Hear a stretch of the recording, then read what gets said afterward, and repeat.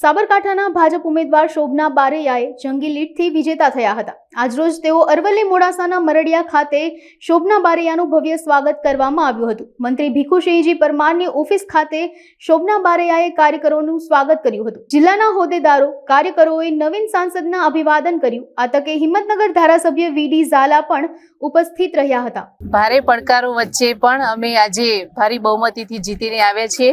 માન્ય મંત્રી સાહેબ, માન્ય ઝાલા સાહેબ, સૌ ભારતીય જનતા પાર્ટીના કાર્યકર્તાએ રાત દિવસ ખૂબ મહેનત કરીને મને વિજેતા બનાવવામાં જે એમનો ખૂબ મોટો ફાળો આપ્યો છે એ બદલ સૌનો હું ખૂબ ખૂબ આભાર માનું છું।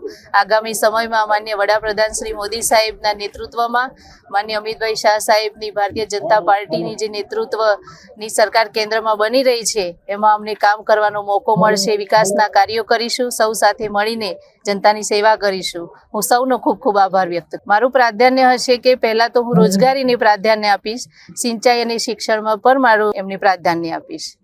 ભારતીય જનતા પાર્ટી દ્વારા સાબરકાંઠા લોકસભાના ઉમેદવાર તરીકે બેન શોભનાબેનની પસંદગી કરવામાં આવી। ત્યાર પછી આમ તો થોડા ઘણા સમીકરણો બદલાયા હોય એવું લાગતું હતું, પરંતુ ભારતીય જનતા પાર્ટીના કાર્યકર્તાઓ જમીન સાથે જોડાયેલા છે। આ પાર્ટીમાં શિસ્તને વધારે મહત્ત્વ આપવામાં આવે છે અને એ રીતે તમામ કાર્યકર્તાઓ ભારતીય જનતા પાર્ટીના કામે લાગ્યા।